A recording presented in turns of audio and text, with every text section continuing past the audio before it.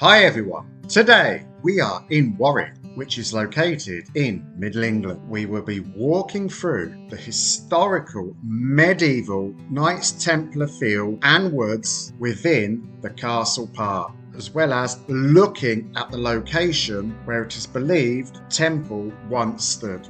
We will be also taking a look at a significant 1700s historical man-made lake, with evidence supporting this lake's importance and role to this part of the Earth energy grid, as well as looking at the connections with Tolkien, who is the author and creator of the Lord of the Rings series, looking at his connections to Warwick, which is said within his work that it contributed and inspired Tolkien in the creation of Lord of the Ring and Middle-earth. We start this video in the Knights Templar field within the Castle Park grounds. This field, Templars field, is believed to be one of the earliest Templar possession in the country. Have a look and see if you can spot two beautiful deers hopping through the field of wheat. This is giving an indication to a previous use of this field as a deer park. In the Book of Lost Tales, which was written during World War I, Tolkien was quite deliberate about mapping the fictional world onto the real one. Both Tolkien and his wife Edith imagined that their hometown of Warwick had once been Cortirion. It is said that Tolkien found Warwick, with its trees, its hill, and its medieval castle, to be a place of remarkable beauty, and that he was inspired by the town of Warwick when writing the poem Cortirion Among the Trees. Here is a short extract of the poem, so you can see for yourself some of these inspirations that Tolkien would have had. We'll be referencing more about the author Tolkien throughout this video. O fading town upon an inland hill, old shadows linger in thine ancient gate. Thy robe is grey, thine old heart now is still. Thy towers silent in the mist await their crumbling end, while through the storied elms the gliding water leaves these inland realms, and slips between long meadows to the sea, still bearing downward over murmurous falls, one day and then another to the sea. And slowly thither many years have gone, since first the elves here built Cortirion. O climbing town upon thy windy hill, with winding streets and alleys shady walled, where now untamed the peacocks pace and drill, majestic sapphirine and emerald, amid the girdle of the sleeping land, where silver falls the rain and gleaming stand, the whispering host of old deep-rooted trees, that cast long shadows in many a bygone noon, and murmured many centuries in the breeze. Thou art the city of the land of elms, Alal Manore in the fairy realms. Sing of thy trees, Cortirion, again. Let's take a look into the origins of the name of the town of Warwick. The first part of the name, War, comes from the Old English word wer, W-E-R, meaning weir and dam, and the second part, wick, W-I-C, refers to settlement. So, by putting these two words together, it simply refers to as settlement by the weir. Warwick has a few weirs. The two main ones are the weir by the historical Saxon Mill, which is now a pub and restaurant by the river, and the most well-known weir is the one by the castle. From my own research on Earth energies, weirs certainly play an important part on the Earth grid, as you will clearly see with the evidence when we look at New Waters with its rather unusual circular weirs and dam. You may be wondering why this field is called the Knights Templar Field. It was in the 1100s when the Earl of Warwick granted a large manor house and farm just beyond the south side of Warwick to the Knights Templars. The Knights Templars was a military order of the Catholic faith, which was one of the wealthiest and most powerful secret society in Western Christianity, having close connections to Freemasonry. The Templars' manor stood to the south of the river, which today is referred to as Bridge End. The manor is known to have been demolished by 1786. All that remains as evidence of this land in reference to the Knights Templars is what is said to be the original wooden gate in the Bridge End area of the town. Let's take an aerial view over this field. The first thing that sticks to mind are this tree plantation and woods in the centre of this field. To me, this seems to resemble that of a phallus, which symbolises the male energy. And just to the south of these trees, we have the man-made lake, which is called New Waters. So this symbolises female energy. And it's no surprise that this field has a number of energy and ley lines running through it, both masculine and feminine energy lines.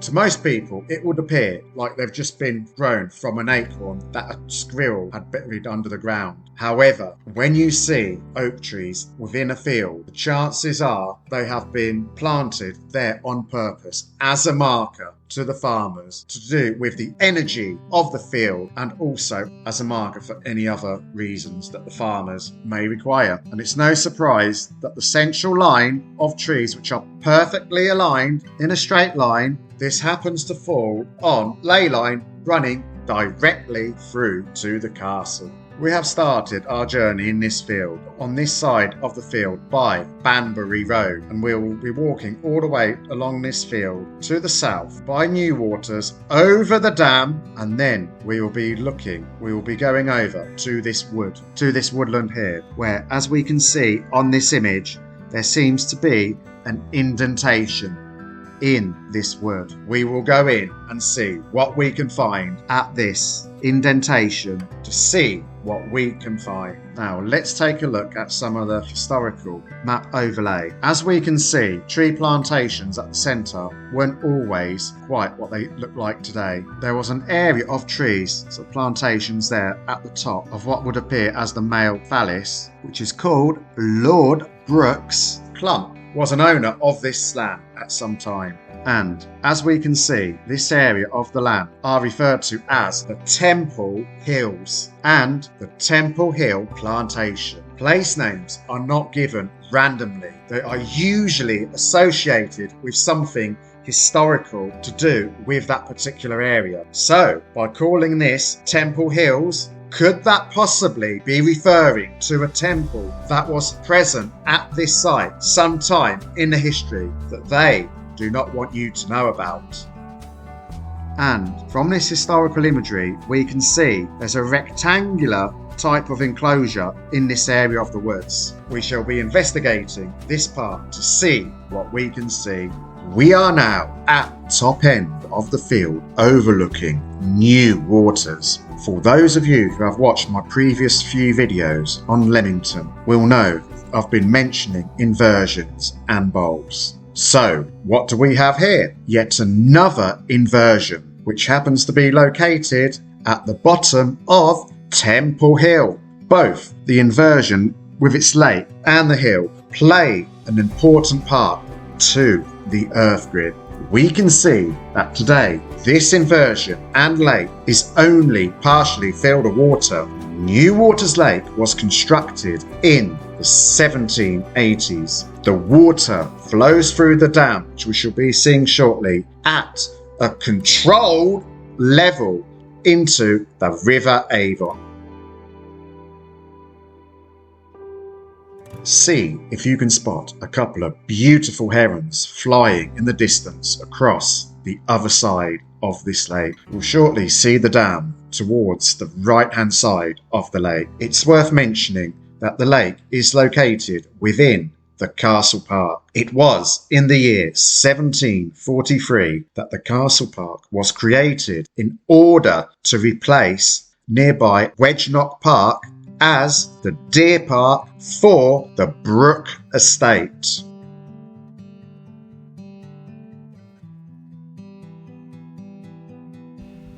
Just before we walk over the dam, let's just take a quick look behind where we are now, looking towards Temple Hill and seeing the beautiful, majestic cedar trees towards the top of the steep hill. We shall be taking a further look at these trees after we take a deeper and closer look at New Waters.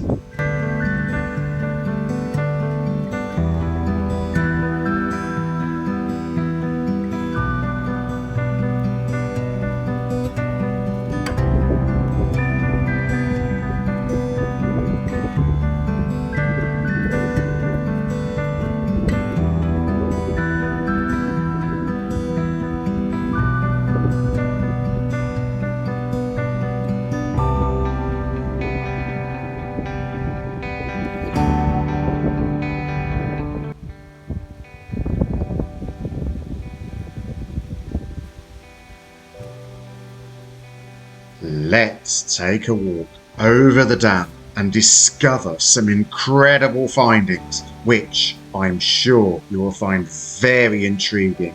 The first thing we are greeted with is this warning sign of deep mud, shallow water and dangerous weir. Look at the choice of wording used. Grave danger and deep mud. This makes me ask the question, could this possibly be a location of a previous human civilization settlement before the man-made lake was constructed, where the settlement was buried under the mud and flooded? To me, this could be referencing the term mud flood. As we now approach the first of two rather unusual circular weirs, it is said that these type of circular weirs were first used by the ancient Egyptians to control the flow of the waters.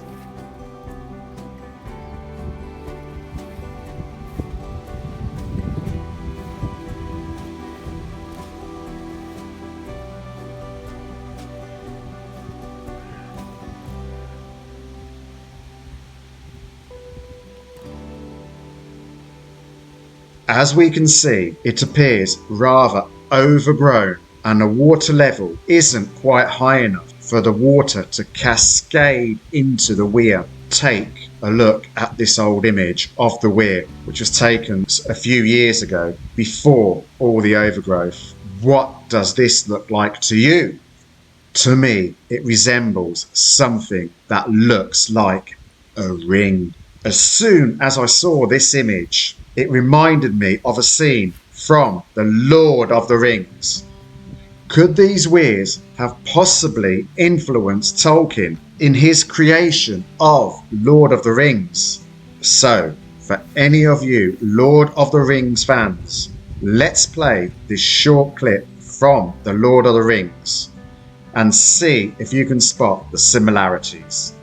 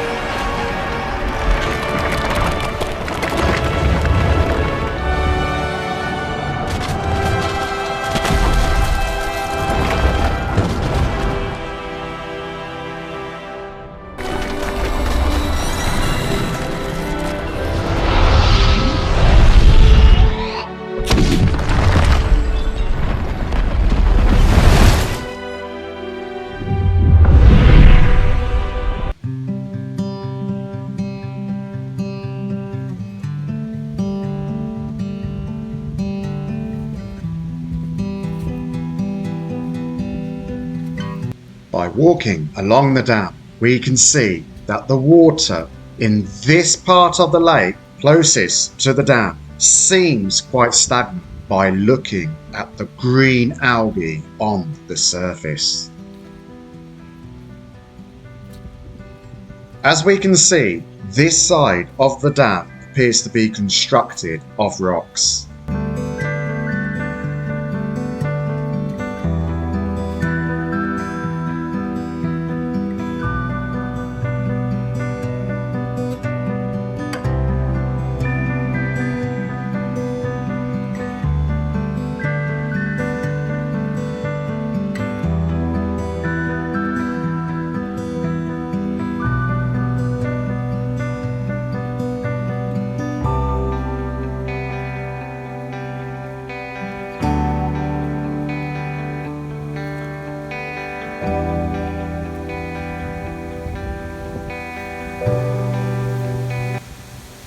You may be able to hear we are approaching the second circular weir at the other end of the dam. The water is cascading through this weir more than it was, as you can clearly see and hear.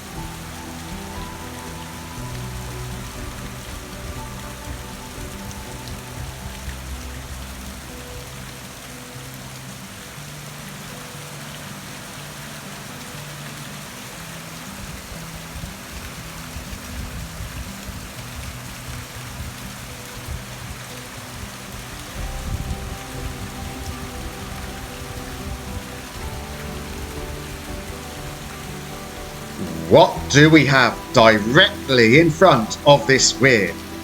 Could this be a holy well located within the lake?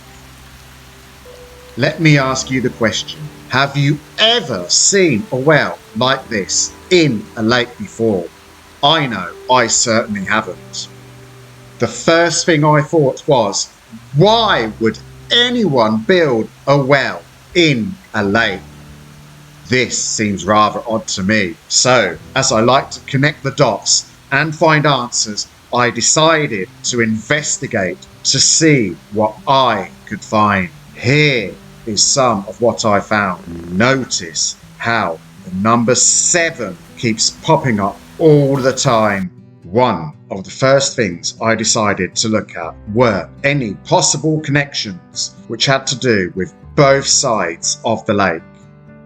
I remembered that there was an ancient holy well located in Saltham, which is a village a few miles the other side of this lake. So I decided to check the distance in a straight line between these two wells. And to my surprise, the distance between the two wells is exactly 7.7 miles. As you can see on this Google Earth image. The holy well in Saltham is reputed to be the most ancient holy well in England. Also, on the other side, feeding the lake is a water stream, a creek, called the Tatchbrook, which again has a connection to another holy well. This brook just happens to flow quite close to where I live. So, I've already previously carried out some research on this stream. We can see this stream flowing towards the lake New Waters. On this stream, it has been recorded that there were 3 historical watermills located along this stream. It's worth pointing out, around 2.5 miles upstream in an area called Oakley, where this footage of the stream was taken, there happens to be a large £60 million, that's around 77 million US dollars, through school being constructed A through school is a school where children attend from the ages of 4 to 16. So the intention is that children go into this one school for the whole of the school life. The most interesting aspect is that the construction of this large school has been delayed for around 3 years for many reasons. One of the reasons was, as they started construction of the school, they discovered the remains of what they say was a Roman village settlement. So, after just a few months of looking into this Roman settlement, they just decided to carry on with the construction, building above this historical site. Again, let's ask the question, could there have been a previous human civilization settlement at New Waters before that lake was constructed? The stream continues to flow and then disappears underground at around 7 miles from where it joins New Waters, and it continues flowing from the Burton Dasset Beacon Hill, which is believed to be a site of previous giant tree, where it continues to flow from the Burton Dasset Holy Well. There was a well house built in 1840. The well is situated within a stone chamber where inside there is a mutilated date of 34, which probably represents the year 1534. So again, we have the 3 and the 4. We're adding those 2 digits together, we get the number 7. From my own research on earth energies, I believe that weirs have their own part on the earth grid. Let's take these 2 weirs for example. The flow of the water is flowing from the other side of the lake, which is filled from the stream. There just so happens to be a ley line where the energy is flowing in the opposite directions. So when 2 different energies meet, where they flow in opposite directions, especially where there is water present, this would have an impact on the directional flow of the water, creating a visual disturbance on the water at this certain point where these energies meet. So, in my opinion, weirs are purposefully and strategically placed along certain points where water flows freely and where 2 energies flow in opposing directions and meet, to disguise the visual disruptions to the flow of the water at these points. My reasoning for this is everywhere I have come across and checked the location all around the world, there is always a ley line either present or very close by.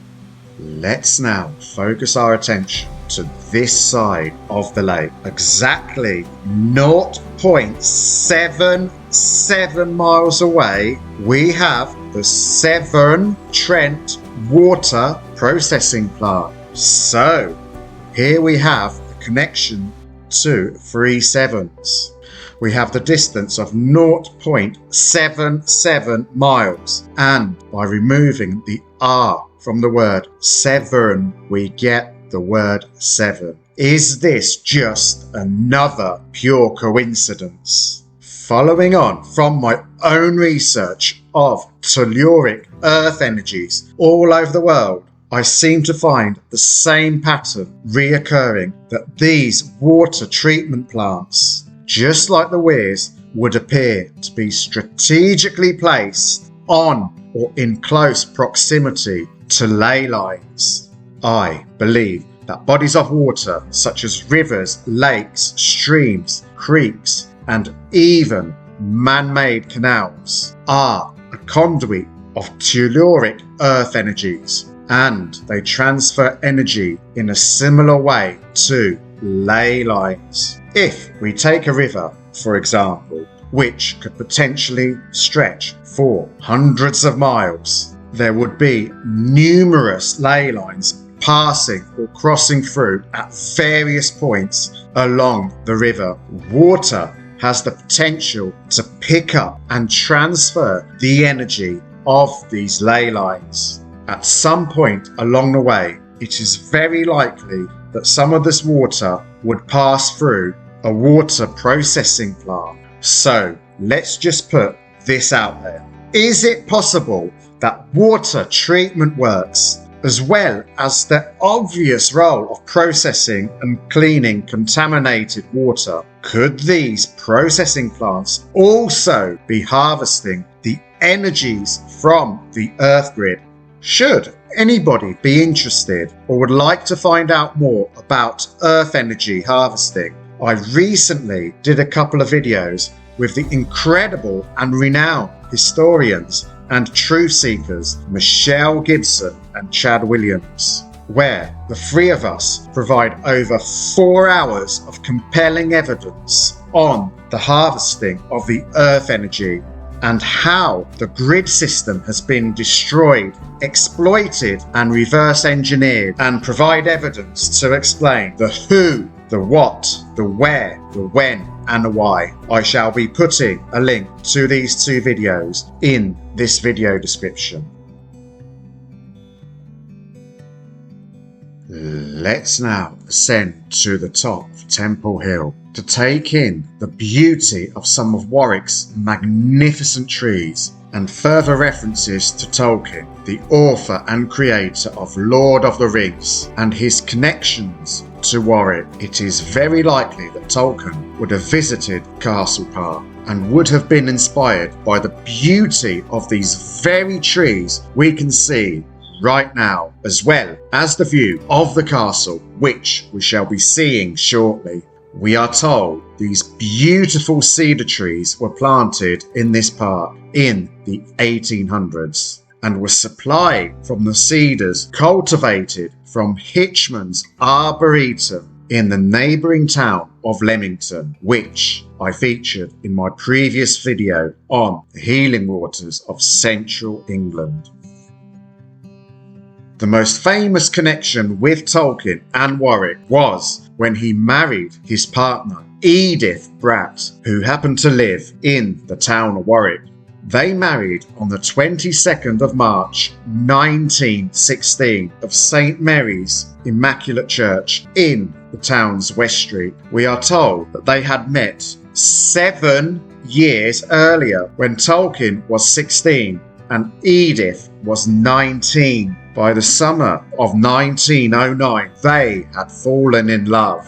So again, we happen to have another connection to the number 7 and numerous references to the numbers 6 and 9. Sadly, the importance of Warwick in Tolkien's life and work is far less known and mentioned than his connections with Birmingham, the city where he spent most of his youth. He would have been inevitably touched by Warwick's medieval history, especially after the heavy and busy industrial landscape of the early 20th century Birmingham in which he grew up. So, by coming to Warwick with its natural, quiet and medieval landscape, it would have seemed to him like stepping over the bridge into a different world. Tolkien's many other inspirations would have also come from other places of the Midlands which he lived, in particular with Birmingham being the centre of his youth. It has been recorded that Tolkien clearly had an opposition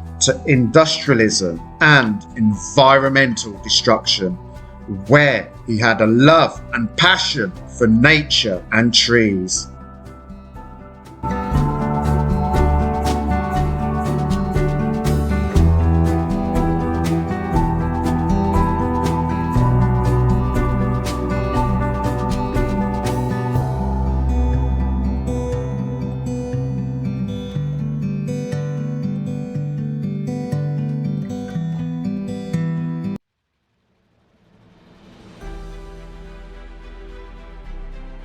As we walk past this magnificent oak tree, we will see a great view of the castle with its mound. I wonder if the view from here could have inspired Tolkien and given him some inspiration in the creation of the Lord of the Rings series. As we take a closer look at the view to the left of the castle, what looks like a shrink-wrap tower, this is the cathedral-style tower of the town's St. Mary's Church, which is currently enclosed by scaffolding, timber planks and plastic sheeting. The reason for this is that the tower is currently having some essential preservation work and having some repointing being done. As important as these maintenance work clearly are, could it be that the steel scaffolding, timber planks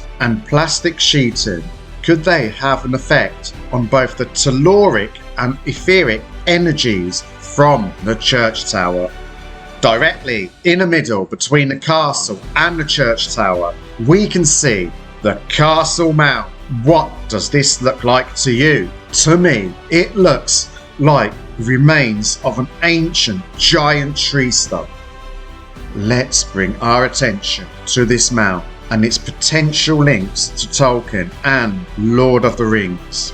According to an official Tolkien website, it is said that a little Warwick found its way even into the elven forest of Lothlorien. At the mound of Serin Amroth, Tolkien revived an idea from the Lost Tales in which the mound of the Elf Queen of Cortirion was modelled. It seems most certain on this mound at Warwick Castle.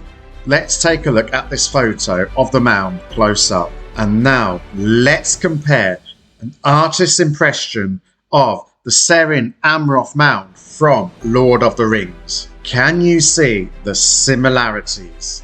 The thing that I see first are the two larger trees in front of the mound. Could they have been indicating the possibility of giant trees that were located at the castle mound and also at Temple Hill where we are?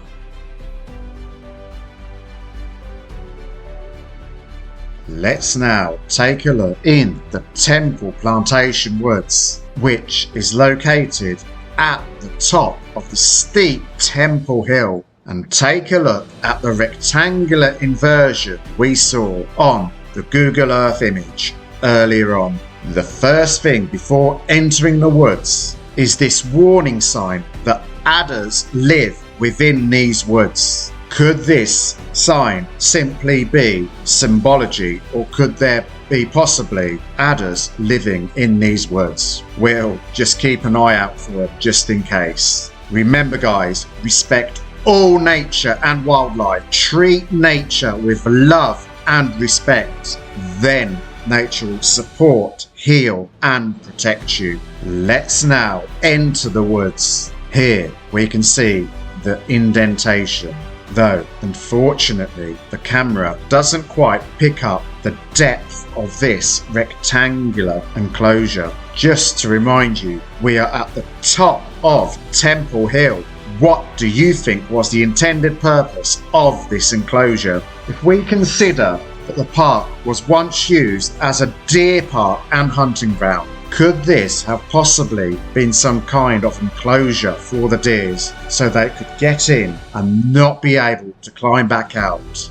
To me, however, looking at this today, I don't think a deer would have any problems trying to get back out. Could it possibly have been used as some kind of pool where people could have bathed in the healing waters of the natural spring that's located at this location? Let's take a look at some clues. All round the enclosure we can see what looks like fairly modern embedded rocks with the odd old rocks within the earth. This would appear to be just a single layer of rocks at the perimeter of this basin. In the current single layer form that we see this enclosure today, I can't quite see what the purpose these single rock boundaries would have served other than marking some kind of boundary. My question is, could this inversion and these rocks possibly be an indication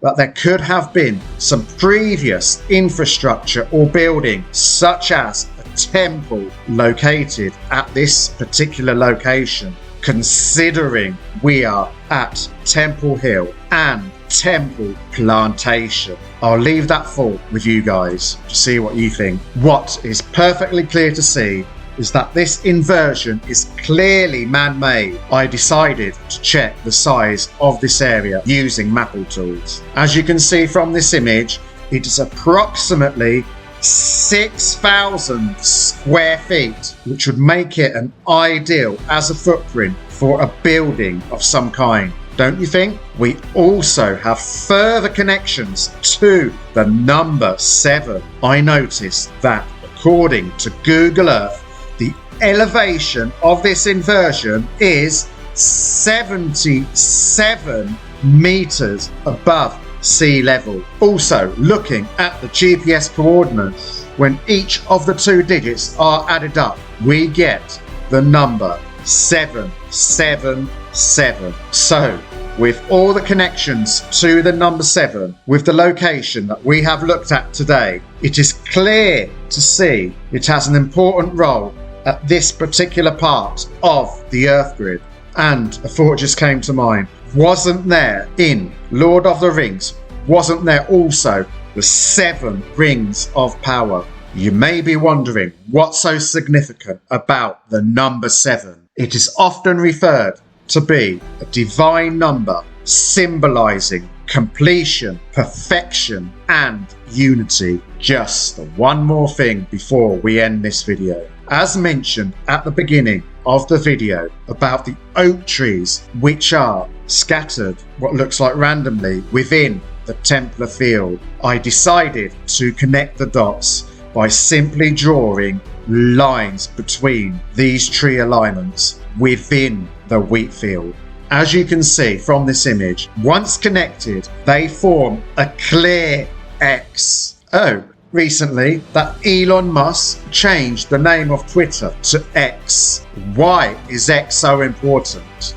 As we can see from this information, the symbol X is a symbol for transformation, and the fact that when 2 lines cross in the letter X, when they cross each other, suggests the unions of opposites and equilibrium. In crossing, they form an X shape. X is an ancient symbol for transformation.